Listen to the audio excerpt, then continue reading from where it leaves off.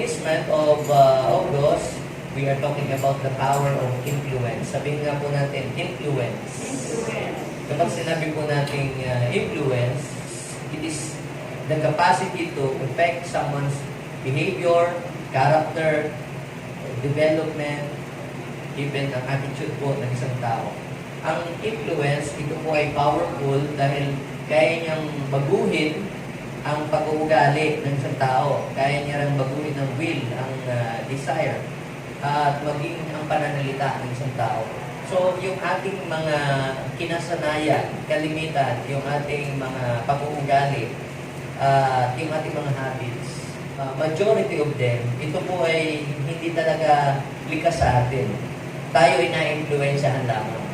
Pati nga yung ating punto sa pagsasalita natin. Kayo ay napapunta sa Batangas, ay may iba ang punto ng inyong salita. Pag kayo ay napapunta sa Manila, may influensyahan kayo ng punto ng kanilang mga pananalita. Sa araw, kasi, ganito kasi, di ba? Alam mo kung sino ang nakaka-influensya sa isang tao dahil nababago siya. Tayo po ay nandirito dahil tayo ay na-influensyahan. May nag-influensya sa atin. Ang pagbabago ng buhay ng isang tao, yan din po ay influence. Kapag ka ikaw ay na-influensyahan ng Panginoon, ang buhay mo ay hindi magiging kagaya ng dati. Nung first Sunday, we talk about let God influence your life. Kung gusto nating may mabago sa ating buhay at mamuhay tayo na may kabanalan, mamuhay tayong magwid sa paningin ng Diyos, kailangan nating pahintulutan ng Diyos ay influensyahan niya tayo. Let God influence us by His Word, by His character, and His presence. Kailangan ma-influensyahan tayo ng Panginoon. So last Sunday, we talk about becoming God's influencer. Akala natin, pag sinabing influencer, yung lang mga content creator o yung mga gumagawa ng mga vlogs nila at nagpo-promote ng mga kung ano-ano mga bagay. So sa worldly style, yung pong tinatawag na influencer, yung mga maraming likes, maraming nagko-comments at maraming mga subscriber. Pero all of us here na kumilala sa Panginoon, mga kapatid, ikaw ay influencer ng Diyos. Kapag ikaw ay nakakilala, tumanggap, at nabago ang iyong buhay, you are God's influencer. You are the light and salt of this world. So kapag sinabing light at kapag sinabing salt, yan po ay sumisimbolo sa influence. At sabi ng Bible, huwag nating hahayaan na mawala ang ating alat at huwag nating hahayaan na mawala ang liwanag. So ibig sabihin, we as children of God, we must not lose our influence. So kinakailangan tayo ang mag-influensya sa mundo, hindi tayo yung ma-influensyahan ng world. To become God's influencer, kinakailangan magkaroon tayo ng desire. Sabihin natin, desire for others to experience what we have experienced from God. Pangalawa, kinakailangan tayo ay magkaroon ng compassion. Sabihin natin, compassion to those people who are under demonic influence. Ano bang klaseng influence ang kinakailangan maging influence natin sa ibang tao? So, we must influence others to what? To grow near to God. We must influence others to believe God, and we must influence others to serve the Lord. So, yan ang gusto ng Diyos na gawin natin, i-influensya natin sa ibang tao, lalo na sa ating mga mahal sa buhay, sa ating mga kaibigan, at sa lahat ng mga tao na dinadala natin sa Panginoon. Let's influence them to believe God and serve the Lord. Ito pong third part ng pag-uusapan po natin ay, ang pamagat po natin ay the dangers of worldly influence. Dangers of worldly influence. Pag sinabi po natin worldly, sa Bible po, meron po kasing tatlong klase ng word. Una po yung word, ito pong mundo, itong nilalang ng Diyos. Itong mundo ay nilalang ng Diyos. God created the world. Siya ang naglagay ng mga bagay ng lahat ng nandirito. Yung physical world, siya ang lumikha ng mga puno, siyang lumikha ng lahat ng mga bagay na nakikita natin. At ito naman, dinivelop ng tao. So, pangalawa namang word, yung tinatawag na system. Sabi ng Panginoon, do not conform, do not copy this world or the style, the lifestyle of this world. Sa Romans chapter 12, verse 2. Ang tinutukoy naman pong word doon sa Romans chapter 12, verse 2 ay yung pong system, yung pong sistema. Kaya pag binasa ninyo yung Genesis chapter 6, verse 5, God saw the wickedness of every people in this world, and the intention of their heart was only evil continually or continuously. So, ang tinutukoy na word doon ay yung sistema, yung kalakaran, yung gawain, yung mga practices. Kaya, kapag ang isang tao ay nagiging siyang sinungaling, nagiging immoral, nagiging lustful, ang tawag sa kanya, siya ay nagiging worldly. Worldly siya. Okay? So, kapag ang isang tao ay nagiging alipid siya ng bisyo, kapag ang isang tao ay gumagawa ng mga kasamaan, nagiging worldly ang tawag sa kanya ay worldly siya. Ngayon, may pangatlong klase naman ng word na tinutukoy sa Bible. Na tinutukoy naman ay humanity, yung mga tao. For God so loved the world. So, hindi tinutukoy yung physical world, hindi tinutukoy yung system. Ang tinutukoy doon naman na word ay yung mga tao. Kanta pa nga yan we are the world. So, hindi yung physical ang tinutukoy, kundi ikaw at ako. So, for God so loved the world. So, ngayon, yung word na worldly influence, yung pong worldly dyan, yung pong system, yung kalakaran dito sa mundo. Sa mundo, okay lang yung magsama ng ng mga hindi kasal. Sa mundo, pwedeng magsama ng marami, di ba? Kahit 10, di ba? Yun sa mundo, di ba? Sa mundo, okay lang gumawa ng illegal. Sa mundo, okay lang magmura, okay lang magsinungaling, di ba? Sa mundo, okay lang ang gumawa ng crime. Yun ang mundo. Pero tayo nga, galing na tayo doon, kinuha tayo ng Diyos at dinala sa kanyang kaharian. Kaya yung mundo, yung word, ay hindi na yun yung place na suitable para sa atin. Ikaw ay dinala na ng Panginoon sa kaharian. Kaya ikaw ay nasa kanyang kaharian na. Ngayon, hindi na dapat natin hahayaan na yung influence ng world ay ma-influensyahan tayo. Bagos tayo yung mag-influensya ng mabuti sa mundo ito.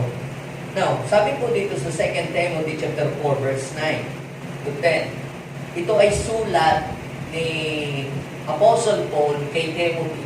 Si Paul ay na house arrest sa Rome. Sabi niya po dito, come to see me as soon as you can. Verse 10, Demas loves the things of this world so much that he left me and went to Thessalonica. Crescens has gone to Galatia, and Titus has gone to Dalmatia. Sabi niya sa Tagalog, sabi ni Paul kay Timothy, pagsikapan mong makapunta rito sa akin sa lalong madaling panahon. Verse 10, dahil iniwan na ako ni Demas at nagpunta siya sa Thessalonica. Iniwan niya ako dahil sa, anong dahilan? Mahal niya ang mga bagay sa mundong ito. Si Crescens naman ay nagpunta sa Galatia. Gala ng gala, kaya Galatia. Hindi, joke lang po yun. Yung Galatia is a place po yan. Okay? At si Tito naman ay nag-alaga ng aso. Dalme. Hindi, yung Dalmatia po. Dalmatia. Siguro doon galing yung aso na Dalmatia. So, ano pong ibig kong sabihin? Itong sulat na ito ay sulat ni Paul kay Timothy nung po siya na house arrest sa Rome. Nakakulong siya. Siyempre alam mo, sa taong nakakulong, walang dumadamay. Yung mga tao na tinulungan niya dati, yung mga tao na pinalakas niya, yung mga tao na tinulungan niyang maging maayos ang buhay, nung siya po ay naandun sa gitna ng kagipitan, iniwanan siya. Si Titus naman nag-misyon, kaya lumayo kay Paul, si Crescens. Pero ang isang nakakalungkot, meron pa siyang isang dinisciple. Ibig sabihin ng dinisciple ay inakay din sa Panginoon. Sino yon? Si Demas. Si Demas ay isa ring na-soul will o na-will ni Paul at naakay sa Panginoon. Kaya lamang si Demas po ay nagkaroon ng problema. Anong nangyari? Si Paul, na-influensya niya si Demas na siya'y kumilala din at sumampalataya sa Panginoon. Kaya lamang po, si Demas hindi niya napaglabanan o napagtagumpayan yung worldly influence. Ang sabi, naging mas matimbang ang kanyang pag-ibig sa mga bagay na nasa mundo ito. Ano ba ang mga bagay na meron sa mundo ito? Yung kasikatan, yung fame, at ikaw ay yung karangian sa buhay, mga kayamanan ng mundo ito, o nandito ang bisyo, sa mundo ito, gawin mo lahat ng bagay na gusto mong gawin. Yes, malaya po tayong gawin ang bagay na gusto nating gawin sa buhay natin, kung ano man yun. Pero, not all things are beneficial. Ibig sabihin, hindi lahat ng gusto nating gawin sa buhay natin ay makakabuti para sa atin. Yes, malaya kang gawin ang gusto mo, kahit anong gusto mong gawin sa buhay mo. Pero hindi lahat ng kalayaan na gusto mong gawin sa iyong buhay ay makakabuti para sa iyo at makakalugod para sa Panginoon. So, ang nangyari kay Demas, siya po ay humiwalay kay Paul. Ibig sabihin, alam naman natin, si Paul ay dedicated sa Panginoon, nagse-serve sa Panginoon, humiwalay siya. Siguro ayaw na niya yung umahayo, ayaw niya nagse-share ng Word of God, siguro ayaw niya yung mga kumakanta sa Panginoon, ayaw niya na siguro kantahin yung mahal na mahal kita Panginoon, ayaw niya kantahin yung mga, kunyari, ayaw niya kantahin yung mga worship song. Mas gusto niya nang kantahin ang mga worldly song. Diba? Ang mundo, sa world, meron din po diyang song. Sa mundo, meron din pong music. Pero pansinin nyo, iba yung song ng world kaysa doon sa song na para sa Panginoon. Magkaiba po sila. So, maaaring si Demas ay natangay siya. Parang iniisip niya na mas magiging maganda ang kanyang kalagayan kapag siya ay lumayo sa Panginoon at namuhay ng kagaya ng mga pamumuhay ng mga tao nasa mundo ito. Now, the question is, why some Christians were so easy to influence by this world? Like, bakit marami mga Kristiyano na madali, hindi naman lahat, bakit may mga Kristiyano na madali po silang ma-influensyahan ng mundo? Yung ba ng madaling mahigaya? Dati ang init-init sa Panginoon. Dati ay talagang asipag sa gawain, tumutulong sa gawain, nagpapagamit sa Panginoon, yung si Demas. Kaya lamang, nung merong naghikayat sa kanya, nawala na siya sa pagsiserve sa Panginoon, nawala na siya sa tamang direksyon at kung saan na siya napunta. Marahil, kaya natatangay ang tao, ito yung number 1 na dahilan. Baka di masyadong mahal si Lord.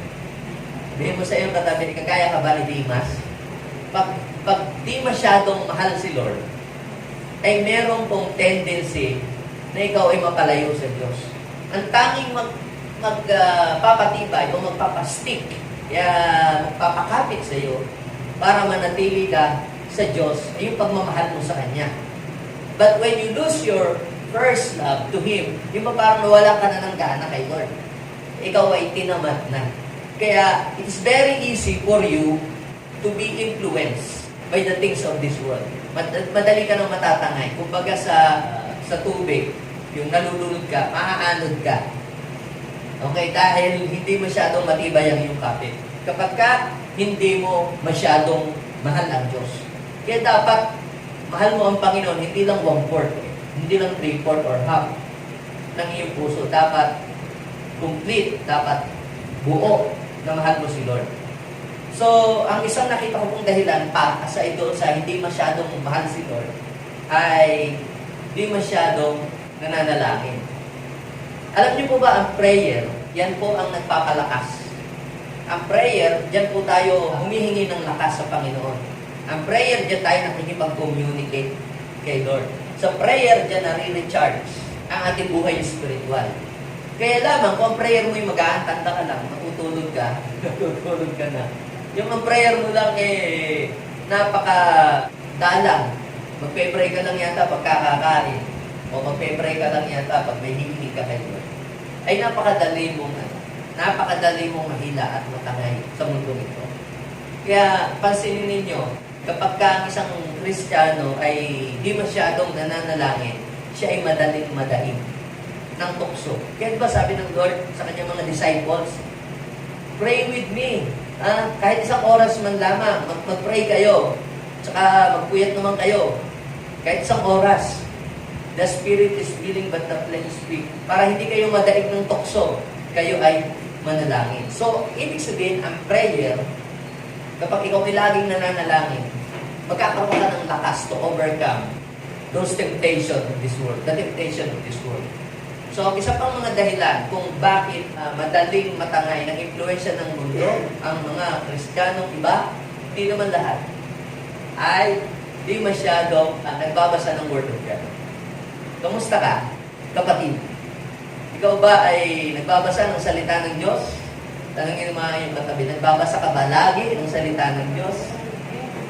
Paminsan-minsan, o ibig sabihin, di masyado, para kasi di mas. Kasi, ang magpapatibay ng pananampalataya para lumalim ka at maging rooted, ay dapat ay magbabasa ka ng salita ng Diyos Walang ibang magpapalalim sa iyo ng pananampalataya kay Lord at pagkilala mo sa Kanya, kundi yung babasahin mo talaga ang salita ng Diyos. Magbabasa ka. Kasi kung hindi mo babasahin ang salita ng Diyos, kung ano-ano na lang marinig mo, ano na lang mga turo or teaching, basta ka na lang maniniwala doon. Na hindi mo alam, mali na pala yung turo. May mga teachings na nagsasabing si Yahweh ay devil. Di ba? Kung nagbabasa ka ng Bible, hindi ka maniniwala doon. Merong mga nagtuturo ng teaching na sabi ay si Yahweh ay sinungaling. Kung nagbabasa ka ng Bible, hindi ka maniniwala doon. Di ba?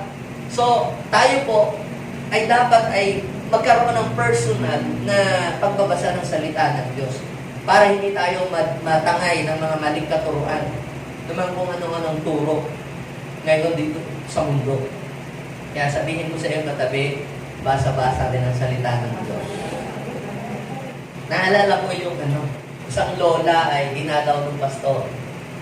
Lola, kamusta na po kayo? Mabuti naman, pastor. At ako'y pinalalakas ni Lord. Kayo ba'y nagbabasa ng salita ng Diyos palagi? Abay, oo naman. Actually, may patutuo nga ako, pastor, sa Sunday. Ano po ba yun? Pwede ko bang marinig na ngayon? Alam mo, pastor, meron akong salamin. Nawawala, matagal ko nang hinahanap. Mga almost 1 year na. Kaninang umaga, nung binuksan ko yung aming Bible, nandun pala nakasilid yung salamin ko. Ibig sabihin, isang taon na pala siyang hindi nagbasa ng salita ng Diyos. Ang salita ng Diyos ay binabasa natin hindi lang para tayo antukin, hindi lang tayo para wala tayong magawa, sige magbasa ng salita ng Diyos. Basahin natin ang salita ng Diyos na para din natin itong pagkain. Diba sabi ng Bible, man shall not live by bread alone, but by every word that comes from the mouth of God. So, kinakailangan natin ng word that comes from the mouth of God para tayo lumakas, tumibay, at tumatak. Ang salita ng Diyos ay required tayo na basahin ito. If you are children of God, kinakailangan binabasa mo ang salita ng Diyos. Ang problema, kapag di masyado kang nagbabasa ng salita ng Diyos, madali kang matangay ng mga kung ano-anong mga katuruan. Naku, darating ng Panginoon sa 2025, May 26, 2025. Ikaw naman, paniwalang-paniwala nga. Kung nagbabasa ka ng salita ng Diyos, ay madali mong madidiscern kung tama yung sinasabi ng taong nagsasabi ng gano'n, nagpipredict ng time ng pagdating ng Lord. Kasi ang nakalagay sa Biblia, walang nakakaalam ng oras, araw, ng pagbabalik ng Panginoon. So kung binabasa mo ang salita ng Diyos, madali mong malalaman ang mga maling katuruan o ang katuruan na talagang sa Panginoon. Magkakaroon ka ng discernment. So, ang isa pang problema kung bakit marami mga Kristiyano ay natatangay ng impluwensya ng mundo ay di masyadong malalim sa pananampalataya. Ayun nga, di masyadong nagmamahal sa Diyos, di masyadong nagpre-pray, tapos di masyadong nagbabasa ng Biblia. So anong aasahan mo sa kanya? Di masyadong malalim ang faith. Kaya madali siyang matangay ng mundo. Naalala niyo po ba si Shadrach, si Meshach, si Abednego? Napunta po sila sa Babylon. Sila po ay ginawang slave ng King of Babylon. Dinala sila sa Babylonia. Ang Babylon ay nagre-represent ito sa world. Tapos sila po ay gagawing tagapaglingkod sa palasyo ng hari. So, ngayon, bago sila maging tagapaglingkod doon sa palace, sila muna ituturuan ng mga salita ng yung Chaldean language. At aside from that, ibibigay sa kanila lahat ng luho. O, pwede silang uminom ng alak, pwede silang maglasing, lahat ng mga pagkain ibibigay sa kanila. Yun, sabi ni Daniel, para hindi sila makagawa ng mga bagay na hindi nakakalugod sa Diyos, mas pinili ni Daniel at yung mga kaibigan niya na gulay lang ang kanilang tahimik. So ano pong ibig kong sabihin dito? Si Daniel, si Shadrach, Meshach, and Abednego, they did not allow the world to influence their lives and to influence their faith. Hindi makurap yung kanilang faith dahil doon po sa worldly na influence. Sina Shadrach, sila Daniel, sila Meshach, Abednego, ini-influensyahan po sila sa Babylon na sumamba doon po sa God na ipinagawa ni King Nebuchadnezzar. But they did not allow the world na sila po ay ma-influensyahan na sumamba doon sa Diyos-Diyosan. Ano po ang dahilan? Dahil malalim sila sa pananampalataya sa Panginoon. Na kahit anong gawing pilit na lumayo sila sa Panginoon. Actually, pinalitan na nga yung mga pangalan nila para totally makalimutan na po nila ang Diyos po nila. But they did not allow the world to influence them. So, sila talaga ay naging liwanag sa lugar na iyon. So, kapag hindi masyadong malalim ang iyong pananampalataya, madali kang matangay. Halokin ka lamang diyan uminom o mag-drugs, sama ka na agad. Madali kang madala. Okay? So, pag malalim ka sa pananampalataya, hindi ka madadala. Bagkus ikaw ang makakadala. Kung gusto mo na maakay ang ibang tao at mailapit mo sa Panginoon at ma-influensyahan sila ng karakter ni God, magpakalalim ka sa salita ng Diyos. Kaya sabihin mo sa iyong katabi, ikaw ba'y kagaya ni Dimas? Tanungin mo nga siya, kagaya ka ba ni Dimas? Sabihin natin, hindi tayo kagaya ni Dimas. Amen? Kinakailangan ay 100% tayo ay sold out sa pananampalatayang Christian. If you are not 100% sold out sa faith na itinuro sa atin, ano ba ang faith na dapat nating paniwalaan para hindi tayo ma-influensyahan naman kung ano? Una, na faith na dapat na truth, na dapat natin paniwalaan we believe in the Holy Scripture. Para hindi ka ma-influensyahan ng mundo, ang Scripture, mga kapatid, ito ang ating final authority. Kahit makabasa po kayo ng mga libro, mga historical book, at mga kung ano-anong libro, mga fiction, hindi sila ang final authority. Kahit pasabihin natin, ito daw, librong ito ay sinulat ng magaling na philosopher, ang Biblia pa rin ang mas highest authority.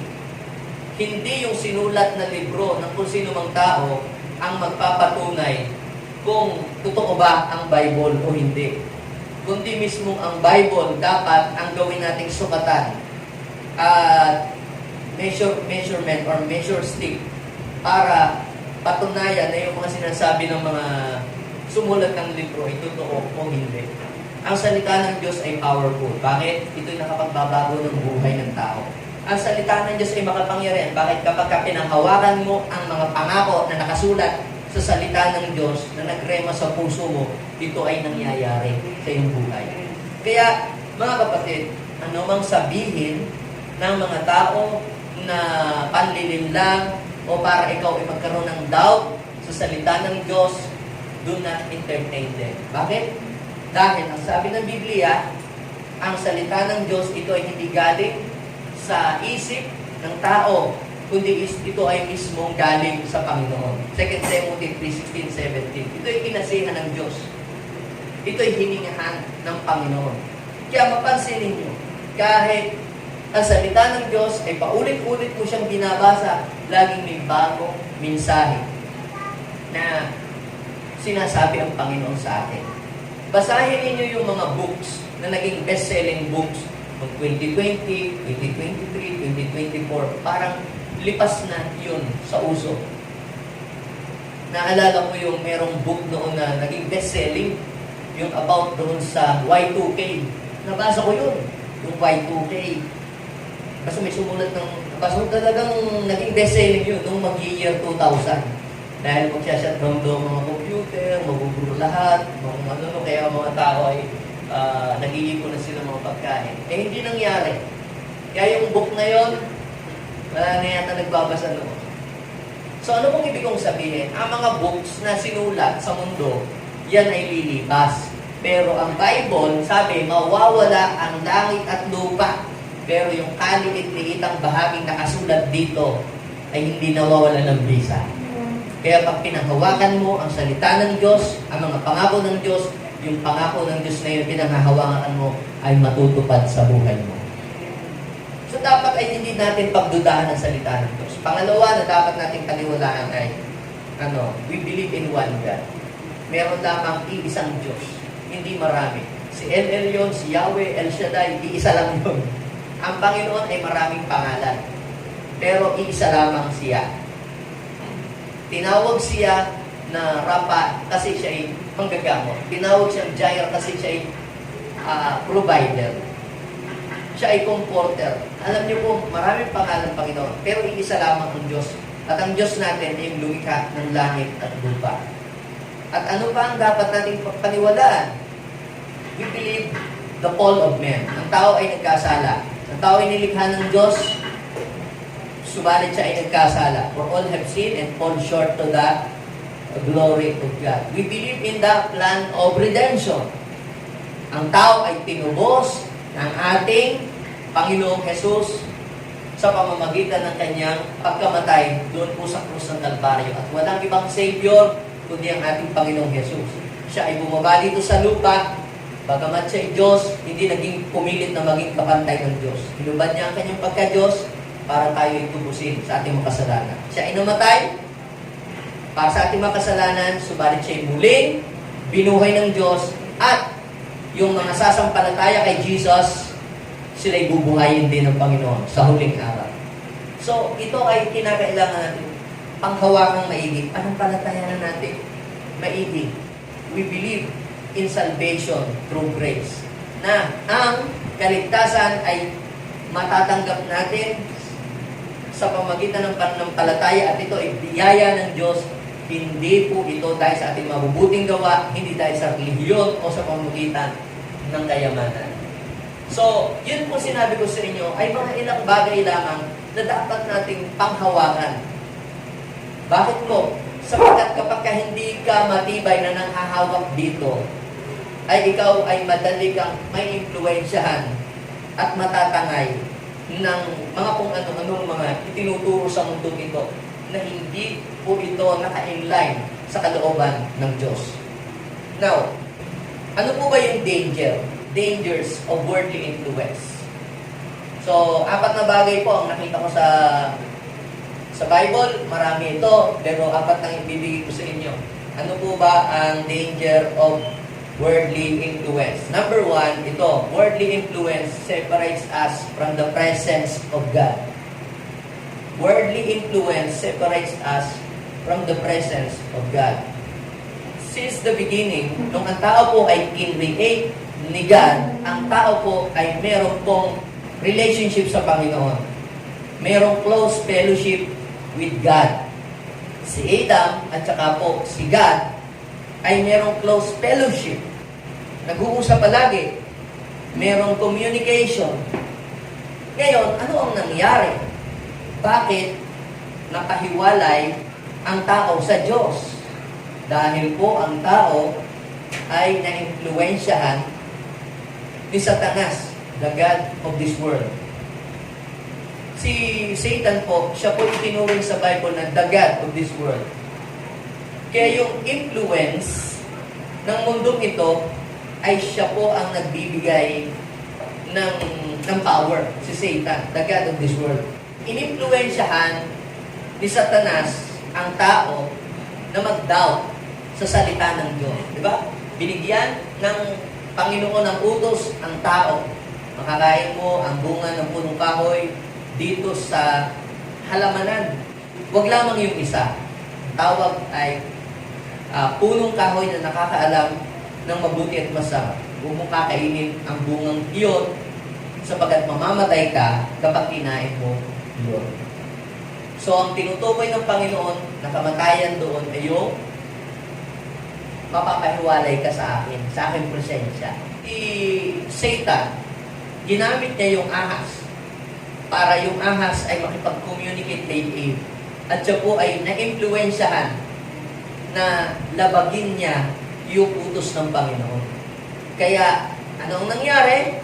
Nakumbinsi po ni Satanas na suwayin ng tao ang Diyos. Sabi ng Panginoon ay huwag. Kinain niya. Nung kinain niya yon, mga kapatid, nabuksan ang kanilang isip, nagkaroon sila ng kamalayan sa mga bagay na masama. Diba, ang sabi ni Paul, be excellent of what is good, be innocent of evil. Sabi ng Romans 16:19-20. Be excellent of what is good, be innocent of evil. Nabuksan sila. Nabuksan yung isip nila sa paggawa ng masama. Dati sila inosente sa mga masama, kasamaan. Walang damit ang tao noon dahil sila'y nababalutan ng shikay na glory. Sabihin natin, shikay na glory. Yung shikay na glory, mga kapatid, yun yung kaningningan na meron ang Diyos. So ang Diyos ay merong taglay na kaningningan. Yung si Adan, nung siya ay hiningihan ng Diyos, siya rin, di ba, lupa, galing sa alabo. Hinan niyo ang tao. Nung hiningihan siya ng Diyos, binigyan siya ng Espiritu ng Diyos, taglay-taglay din niya ang kaningningan ng Panginoon. Kaya kahit walang damit ang tao, hindi mo makikita ang siya'y hubad. Hindi mo makikita ang kanyang body parts kasi nagliliwanag siya eh. Nung magkasala, yun, namatay. Namatay ang liwanag. You will surely die. Kaya anong nangyari? Ay, hubad pala tayo. Nakita lang, wala sa damit. Kaya ang ginawa nila, nagkuha sila ng mga dahon-dahon at siya ang ibinalot sa katawan. Dati kasi yung glory ng Lord ang nakabalot. Nawala yung glory niya. Namatay yung liwanag sa kanila. Sinasabi ng mga nagsasabi ng maling turo, dahil daw po kumain ng bunga ay nabuntis. Yun daw po ang parusa ay yung pagbubuntis. No. Ang parusa po ay yung birth pain. Ano ang kaparusahan? Yung birth pain. Kapag ikaw ay magsisilang ng sanggol ay mahihirapan ka. Ibig sabihin, kung hindi nagkasala, ang tao ay napakadaling manganak. Napakadaling manganak sana. Kaya naging mahirap manganak ay dahil doon sa pagkakasala ni Eve. Tingnan ba naman kung ang pusa ay manganak ay kabilis? Tingnan mo ba naman kung manganak yung mga hayop, kabilis nilang mag-anak. Kung mga itlog ng manok ay kabilis. Bakit ang tao ay, hindi po pwede. Kailangan mong upirahin. yun yung epekto ng pagkakasala ng mga tao. Minsan, kinakailangan isang buwan kang nakahiga lang. Minsan, kailangan 6 months kang hindi lalabas. Kailangan mong hindi ka gagalaw-galaw. Yun ang epekto ng pagkakasala ng tao. Pero kung hindi nagkasala ng tao, manganganak pa rin. Dahil sabi ng Panginoon, go and multiply. So, paano mag-multiply kung hindi magbubuntis? Diba? Ang parusa ay yung mahihirapan sa pagbubuntis. Hindi yung pagbubuntis. Guess nyo po? Kaya kailangan basahin natin ang salita ng Diyos para maunawaan natin kung ano sinasabi nito. So, pag nagbabasa tayo ng Bible, huwag yung palundag-lundag. Huwag natin pupulutin lang yung, ito maganda to. O ito, pangit ito, hindi ito. Ito. Basahin natin yung kabuuan para malaman natin kung ano yung istorya doon. Ang Bible, yan po, isinulat po yan, hindi lang yung magaganda ang sinulat. Inilagay din ano yung mga pangit na nangyari sa buhay ng mga tao. Para ikaw magkaroon ka ng desisyon at magkaroon ka ng pagpili kung anong klaseng buhay ang gusto mong magkaroon ka. So, dahil sa influence, worldly influence, nalayo si Adam and si Eve sa Panginoon. Dahil sa worldly influence, si Demas, tingnan ninyo, 2 Timothy chapter 2 verse 10. Demas loves the things of this world so much that he left me. Iniwanan si Paul. Kaya ano ba ginagawa ni Paul? Siya ay nagsiserve lang naman sa Panginoon. Siya ay gumagawa lang naman ng kalooban ng Diyos. Siguro, parang itong si Demas na in love sa mga bagay sa mundo nito. Mas gusto na niya yun. Kaya yun, tatangay siya. Napalayo. Si King Solomon, dati pong mahal niya ang Lord. Dati, love niya si God. Pero anong nangyari? Siya po din inapalayo sa Diyos. Si Haring Solomon. Tingnan natin, bakit si Haring Solomon ay napalayo sa presence ni Lord. 1 King chapter 11 verse 1 and 2. Umibig si Solomon sa maraming dayuhang babae. So, umibig siya sa maraming babae. Naging chick boy siya. Since the beginning, ang original kasing design ng Panginoon ay magkaroon lamang ng isang asawa, ang isang tao. Ilan ba ang naging asawa ni Adan na nabasa ninyo sa Bible? Isa lang, di ba? Si Eva lang. So, ang nangyari, dito kay Solomon, umibig daw siya sa maraming dayuhang babae. Yung pong dayuhang babae, ito yung mga babaeng hindi nakakakilala sa Panginoon.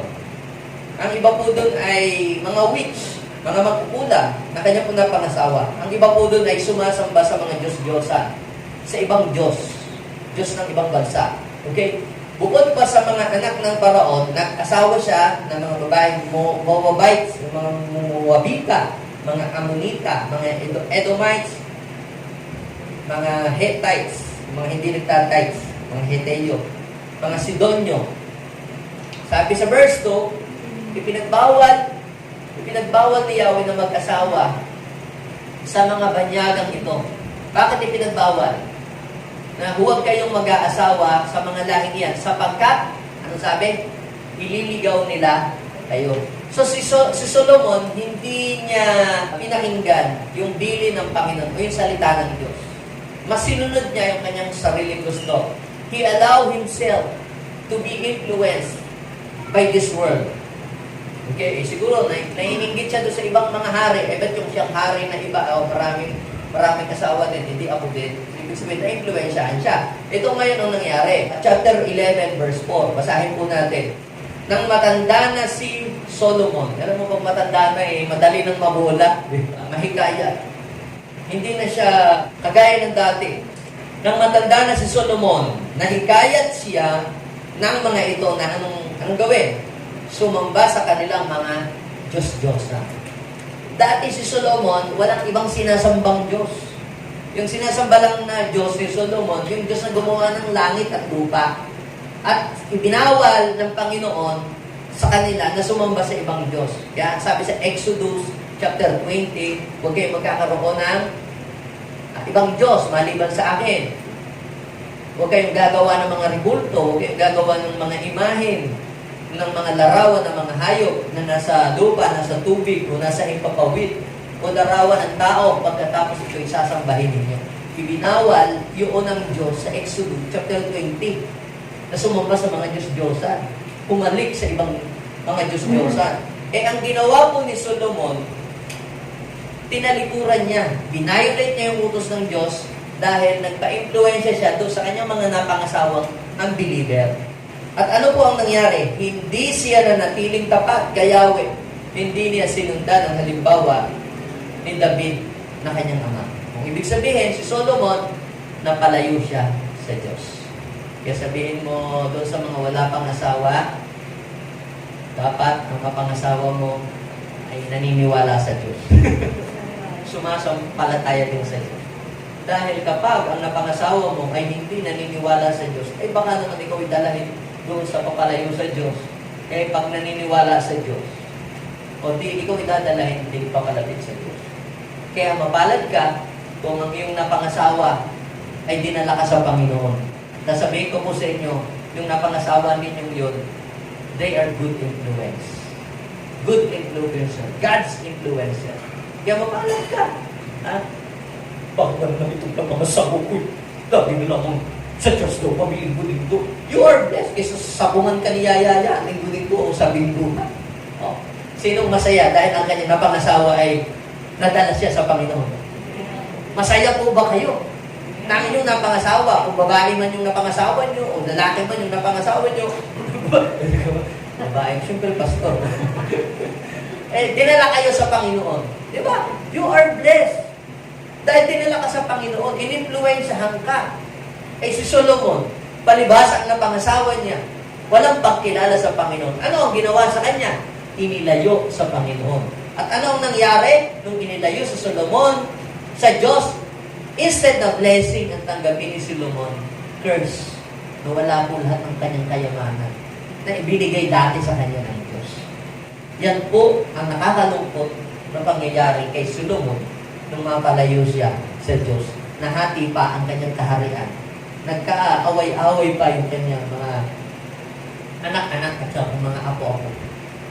Kaya mga kapatid, walang ibang makapag-aayos ng buhay kundi ang Diyos lamang. Kaya huwag tayong hihiwalay sa Kanya. We must not allow the world to influence us sa pagpapalaki ng anak natin. Let's allow God to influence us kung paano natin palaki ng ating anak. Now, ano pa? Worldly influence lead us into sin. Ang worldly influence, ito po ay maghihikayat, nag-aakay sa atin para tayo ay makagawa ng kasalanan. Ang kasalanan ay mga bagay na hindi nakakalugod sa Diyos. Pag binasa niyo po yung Galatians chapter 5 verse 19 hanggang 20, ito po yung kasalanan Hindi na ikakaila ang gawa ng laman, karimari-mari, kahalayan, pagkukulang, pagsamba sa Diyos-Diyosan, paglalasing, kung ano-ano pa. Yeah. Mababasa niyo ito sa Galatians chapter 5 verse 19 and 20. So, sabi ng 1 John chapter 2 verse 15 to 17. Babasahin natin. Go. Huwag ninyong ibigin ang sanlibutan o alin ang mga bagay na nasa sanlibutan. Huwag daw natin iibigin. Ang umiibig sa sanlibutan ay hindi umiibig sa Ama. Ang lahat ng mga nasa libutan, ang pagnanasa sa laman, ang pagnanasa sa mata, at ang pagmamalaki sa buhay na ito ay hindi nagmumula sa Ama, kundi sa sanlibutan. Ano yun? Lust of the eyes. Ano ba yung lust of the eyes? Lust of the eyes. Kaya sa Bible sino mang tumingin, na dati naririnig ninyo, ito ang sinabi. Basta Matthew chapter 5, I think 20. Dati noon sabi, huwag kang makikiapid dahil ikaw ay magkakasala. Pero ito ang sabi ko sa inyo, sabi ni Jesus, ang sino man tumingin sa isang babae ng may mahalin na pagnanasa o sa isang babae o lalaki na may mahalin na pagnanasa, wow, yolo. Ay, sa isip niya, nakiapid na siya. Imagine yun, dati nun, para ikaw ay masabing ikaw ay nakikiapid, kinakailangan magkaroon ka ng kapartner na hindi mo asawa para sabihin, ikaw ay nakikiapid. Pero sa time ni Jesus, mas mataas ang standard ng holiness. Ang akala ng iba ay kapag sinabi natin grace, pwede mo nang gawin mo kung anong gusto mong gawin mo sa buhay mo na gusto mo. Pero ang standard ng holiness ni Jesus ay mas mataas kaysa standard ng Old Testament. Kita mo, tumingin ka pa lang sa isang babae ng mayroong lustful na pagnanasa, pakiapid na. Mas matindi. Dati nun, kapag sinabing ikaw ay murderer ka, kinakailangan may hawak ng itak o may itaking ka at mamatay mo na yung isang tao para masabing ikaw ay mahatulang ka ng murderer. Pero, ang sabi ni John the Beloved, mamamatay tao ang napupuot sa kanyang kapatid. Ibig sabihin, kahit wala kang pinatay, pero ikaw ay mayroong puot sa iyong puso, may galit ka, kinikimkim sa isang tao, ikaw ay kinoconsider ng Bible na ikaw ay murderer. Kaya sabihin mo sa iyong katabi, tatanggalin mo ang galit sa iyong puso. Now, ang sabi po dito ay huwag daw pong ibigin ang sanlibutan kasi ang sanlibutan ay nag-influence po yan para ikaw ay maging lustful lang yung paningin. Hindi lang naman yung nag-isip ka ng malaswa, yung lust of the eyes eh. Kundi yung pag nakikita ka ng sale, wow, ang mura niya. Parang gusto kong bilhin mo. Kahit wala kang namang perang budget, gusto ko talagang bilhin mo. Lust din yun, lust of the eye. Pag nakakakita ka ng mga branded, gusto mong mabili. Uy, gusto mong kuhanin kahit hindi iyong gamit. Okay? So, ano pa? Lust of the flesh. At saka yung pride of life. Sabi ng Bible sa verse 17, mawawala daw po lahat yun, ang sanlibutan, at ang lahat ng mga bagay na pinagnanasaan ng mga tao. Ngunit, ang mga sumusunod sa kalooban ng Diyos ay mabubuhay magpakailanman. Maaaring sasabihin mo, bakit gano'n naman? Ang lungkot naman ang aking buhay. Wala man lang akong kabisyo-bisyo, kahit na ano. Ganun na ba? Puro-puri-puri na lang ka ba ako kay Lord? I am telling you, lahat ng bagay dito sa mundong ito, mawawala daw lahat yun. Pero yung sumusunod sa kalooban ng Diyos ay mabubuhay magpakailanman. Sino dito gusto niyang mabuhay magpakailanman? Sa piling ni Lord. Come on, palapakan natin si Lord. Yes, they are enjoying now. Nag-i-enjoy sila sa kasalanan ngayon, but I am telling you, they will suffer later. Lalo na pag sila'y nabulid na sa impyerno, yun ang matindi. Maaaring ngayon, sumusunod ka sa kalooban ng Diyos, iniiwasan mo na ma-influensyahan ka ng kasalanan ng mundo, ikaw ay nagtitiis, ikaw ay nagsasuffer now, but I am telling you, you will enjoy later. You will enjoy forever. Yes. Di ba? So, pangatlo, worldly influence destroys a good name. Worldly influence destroy a good name. Pag sinabi nating name, hindi lang naman yung tumutukoy sa Cleo, Robbie, Sheila, Omi. Name yun. Pero kapag sinabing name, hindi lang yan tumutukoy sa iyong pangalang binigay ng tatay nanay mo. Sa Bible kasi, pag ang name, tumutukoy yan sa karakter ng isang tao. Kung anong karakter meron ng isang tao. At maaaring nung hindi pa tayo nakakakilala kay Lord, sira ang pangalan natin. Sira tayo sa nabanggit lang yung pangalan ko, ay, naku, lalapit dyan, yan, ganyan, ganito, ano? Diba, mabanggit lang yung pangalan, ay, naku, hindi nagbabayad dyan, gano'n, ang utang ko ng utang, kung lalapit dyan. Ay, naku, ano yan, nangungupit dyan. Mabanggit lang yung pangalan mo, may masama na agad na iniisip yung tao patungkol sa iyo at sinasabi. Nung ikaw ay makakilala sa Panginoon, na born again ka, naging Kristiyano ka, the Lord gave you a new name. Kaya nga pagka ikaw ay born again Christian, ibig sabihin, the Lord gave you a new name, a good name. Kasi yung pangalan ni Christ nasa iyo. Pag sabing Christian, ano ba ang idinugtong? A, I, tsaka N. Kaya yung word na Christ, alin ang idinugtong? Dinugtungan ng tatlong word, I, A, at tsaka N. Diba? Sino yung I, tsaka A, at tsaka N? We. Sino ba si Christ? Yun yung Savior. Yung I, A, N, it means I am nothing. Sabihin nga natin, I am nothing. Apart from Christ, I am nothing. Totoo hindi? Yes. Ngayon, kung kakilala ka ay Christ, yung I, A, N, naging Christian ka nun, you have a good name. Kaya kita mo, pagka ikaw ay halimbawa ay may ginawang hindi ba gusto ng iyong friend at nalaman nila na ikaw ay Christian, akala ko ba born again Christian ka? Ba't ganyan ka? Diba? Alam nila, pag ikaw ay Christian, you are a good person. Isa kang mabuting tao. So, binigyan ka ng Lord ng good name. Now, pag hinayaan nating ma-influensyahan tayo ng mundo, pwedeng masira yung magandang pangalan na ibinigay sa iyo. Bakit? Ano ba ang meron sa mundo? Ang mundo nag-o-offer ng mabilis na pagyaman. Tama? Mali.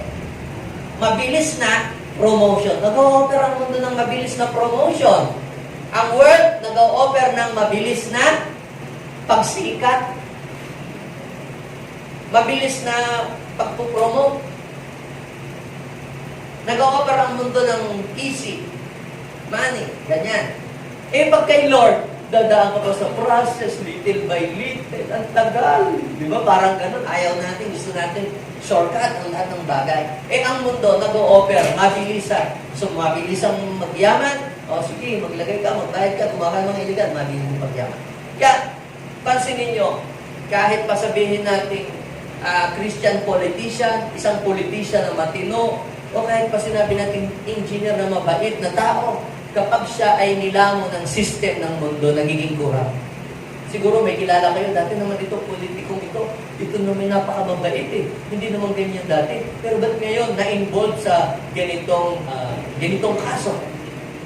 Bakit na-involve sa ganong issue?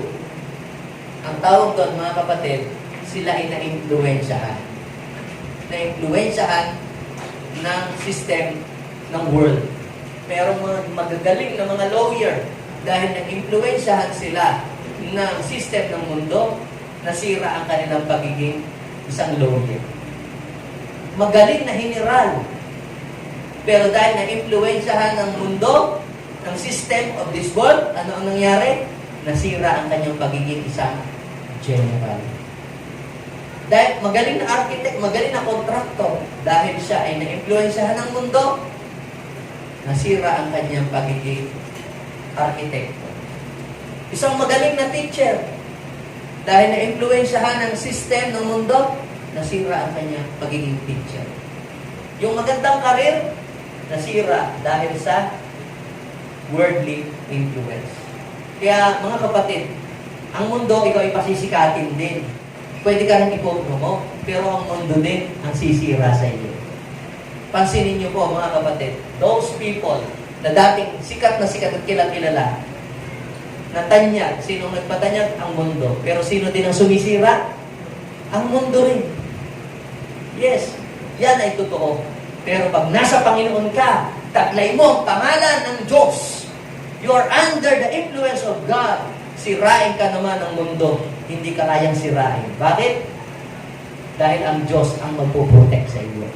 Saan ka man makarating, meron niyang kilalang kilala na nagtayo ng simbahan dyan sa Davao. Because of worldly influence, nasira ang pangalan ng Diyos sa kanyang buhay. Because of worldly influence. Now, hindi masama ang maging mayaman. Basta huwag mong hahayaan na yung kayamanan ay iluyo ka sa Diyos. Sabihin mo sa iyong katabi, hindi masamang maging mayaman. Hindi masamang umunlad ang buhay. Basta huwag mong hahayaan na ilayo ka nito sa Diyos.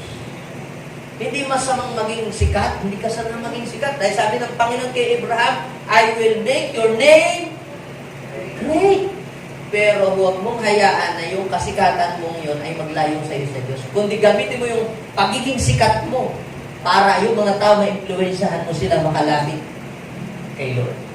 Marami pong mga sikat na tao, pero ginagamit nila yung kanilang kasikatan para yung mga tao mailapit nila sa Diyos.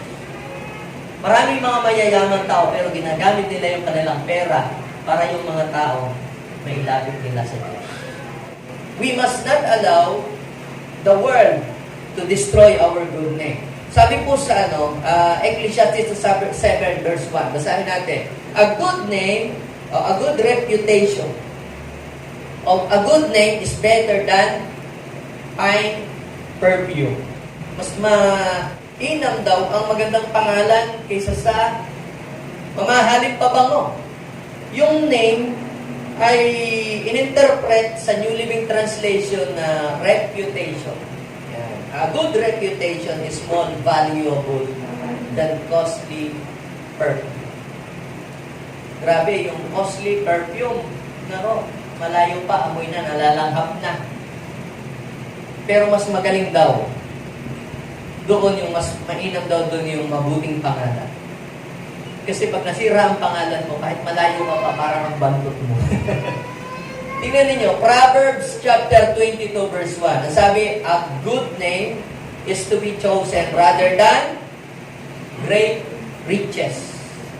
Loving favor rather than silver and gold. Yes, kapag sira ang pangalan mo, kahit sa bangko, hindi ka pwedeng makautang. Kasi pangit yung iyong credential. Sabihin mo sa iyong katabi, huwag mong hayaan na na masira ang pangalan mo. Sabihin mo naman sa kabila, ingatan mo yung magandang pangalan na meron ka. So, at kung sa tingin mo naman ay sira na yung pangalan mo sa mga tao, may pag-asa pa para gumanda ang iyong pangalan. Ha? Umpisahan mo ngayon na gumawa ng tama. Gawin kung anong mabuti at nakakalugod sa Panginoon. At yung pangit, mabubura yun at mapapalitan yun ng kabutihan ng Diyos. Sabi ng 1 Corinthians 5:33, basahin natin.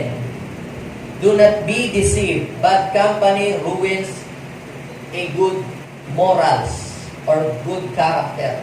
Si Lot po, meron po siyang 2 anak, parehas na babae. Ang problema po, noong kung si Lot ay pinamili ni Abraham, kung saan siya pupunta, mas pinili niya po yung place na malapit sa Sodom and Gomorrah.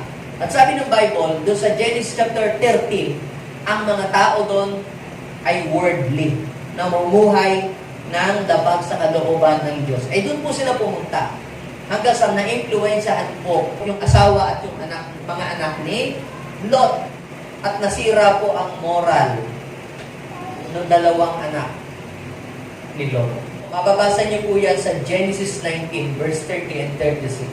So, pang-apat, worldly influence brings punishment from God. So, kaya we must avoid worldly influence. Yung pong asawa ni Lot, ligtas na po siya sana.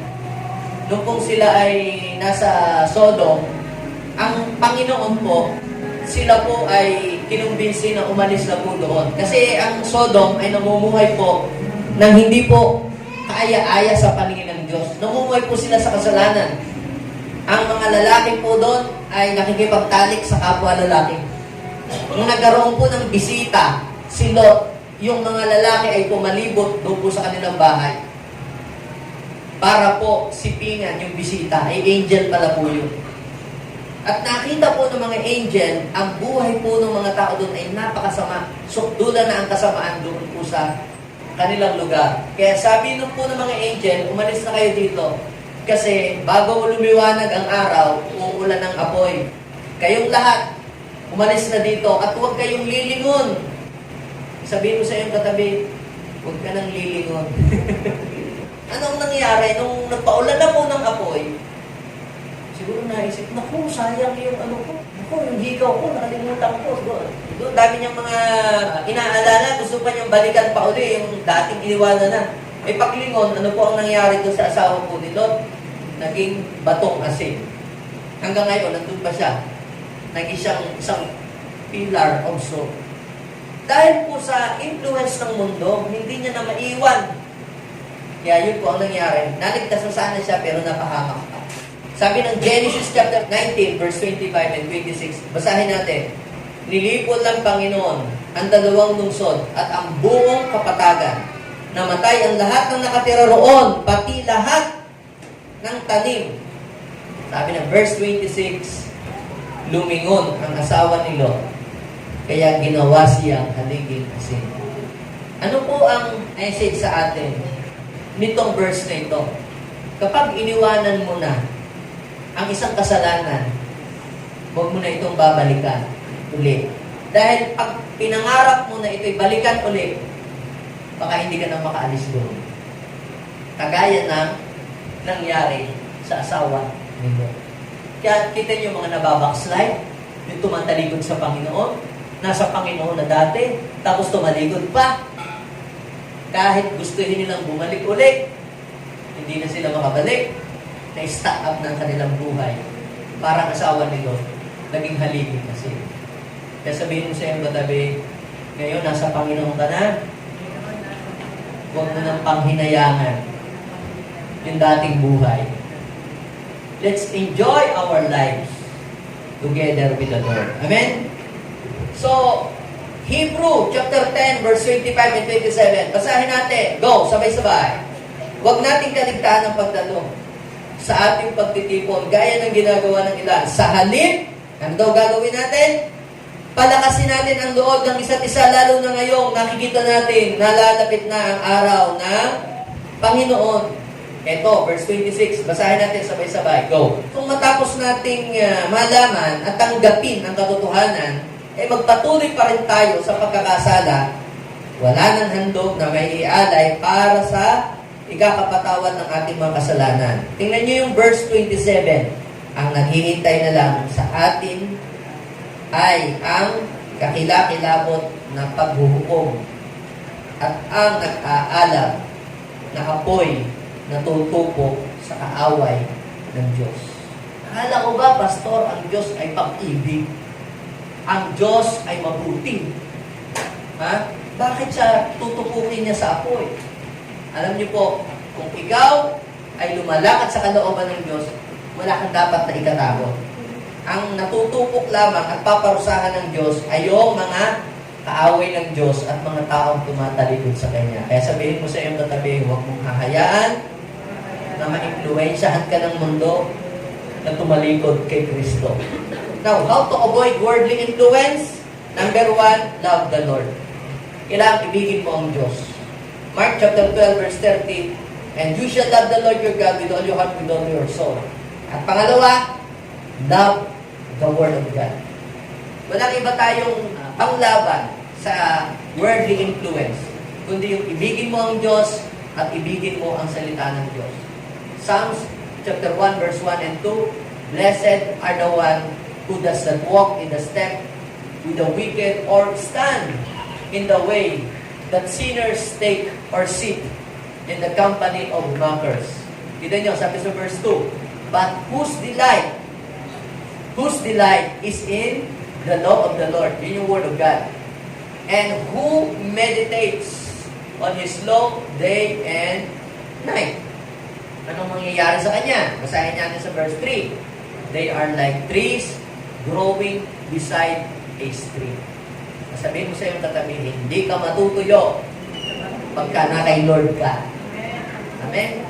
Pati ang wallet mo, sabihin mo sa iyong katabi, pati ang wallet mo, pati ang bank account mo. Amen? Hindi matutuyo. They are like trees growing beside a stream. Trees and that produce fruit in season. Sabihin mo sa iyong katabi, lagi kang mamumunga. Magiging productive ang iyong work. Amen? Magiging productive ka sa trabaho mo. Magiging productive yung negosyo mo pag nasa Panginoon ka. Amen? Magiging fruitful ang iyong buhay. Trees that produce fruit in season and always have leaves. Those people succeed in everything they do. Sino dito gusto niyang magtagumpay sa lahat ng kanyang ginagawa? Sabihin mo sa iyong katabi, manatili tayo kay Lord.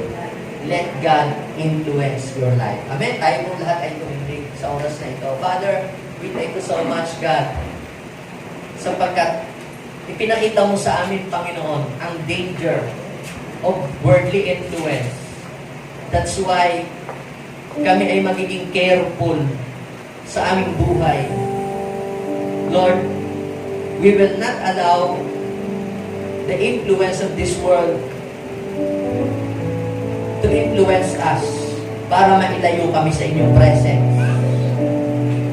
Lord, hindi na ipapayagan na ang mundong ito ay ma-influensyahan kami para kami ay gumawa ng anumang kasalanan sa inyo. Lord, kami ay lumalapit sa inyo ngayon, nagtitiwala at umaasa. Tulungan niyo po kami, Panginoon. Take us deeper, Lord, in your word. Take us deeper, Lord, sa aming relasyon sa inyo. Inaamin namin, hindi namin kayang magtagumpay sa anumang impluensya ng mundong ito kung hindi mo kami sasamahan. Apart from you, Lord, we can do nothing. Mga kapatid, sa oras na ito, kung nakikita natin ang ating sarili, unti-unti na tayong natatangay ng mundo, unti-unti na tayong natatangay, palayo kay Lord. Habang may oras ka pa, may panahon ka pa, lumapit tayo kay Lord. Magpakumbaba. Hilingin natin ang tulong ni Lord. Si Peter, noong po siya naglalakad sa tubig, nang tumingin siya sa alon, tumingin siya sa strong wind. Bigla po siyang lumubog. Unti-unting lumubog siya. Pero nung po siya tumawag kay Lord, immediately the Lord rescue him. Sa oras na ito, tumawag ka lang kay Lord. Hilingin mo sa Panginoon na tulungan ka niya, i-rescue ka niya from worldly influence. Tutulungan ka ni Lord. May magandang plano ng Diyos sa iyong buhay. Hindi nais ng Diyos na ikaw ay mapahamak. Hindi nais ng Diyos na ikaw ay mapalayo sa Kanya. Ang plano ng Diyos, ikaw ay maging Kanya. Ang plano ng Diyos, ikaw ay manatili sa Kanyang presensya. Ang plano ng Diyos, ikaw ay gamitin bilang pagpapala sa maraming mga tao. Father God, let your will be done in our lives. We surrender ourselves, O Lord. Tanggalin mo, Panginoon, ang mga ungodly influence sa aming buhay. Ano man pong mga maling kaisipan na dulot ng impluensya ng mundo ito, tanggalin mo ito sa aming isip. Ano mang mga masasamang pananalita na ito ay dulot ng impluensya ng mundo, alisin mo sa amin ang pagmumura, ang pagsisinungaling, ang pagsasalita ng mga masasakit na salita o masasamang salita. Lord, tanggalin mo po ang mga worldly influence sa aming mga salita, sa aming mga ugali, Panginoon. At sa oras na ito, O God, we ask your presence to influence us. We ask your divine character to influence us, O Lord. Maraming salamat sa pagkakataon na kami makalapit sa inyo. Pwede po bang ilagay natin ang ating kamay sa ating puso? Na tayo manalangin, sabihin natin, Panginoong Jesus, maraming salamat. Dahil patuloy mo ako na ginagabayan, tinutulungan upang magtagumpay sa buhay na ito. Panginoong Jesus, gawin mo po akong liwanag sa mundong ito. Hinihiling ko, maghari ka sa buhay ko. Patatakin mo po ako, Panginoon, upang hindi ako matangay ng masamang impluensya ng mundong ito. Maraming salamat, O God, sa iyong papuri sa pangalan ni Jesus. Amen. Ako na lang magpe-pray para sa inyo. Lord, bless these people. And Lord, gawin mo silang blessing para sa ibang tao. Gawin mo po kami, Panginoon Lord, na pagpapala doon sa mga taong wala pang pagkakilala sa inyo. Help us to influence them and to bring them, O Lord, into your kingdom. To bring them, Lord, into your presence. Maraming salamat po. In Jesus' name, amen and amen. God bless.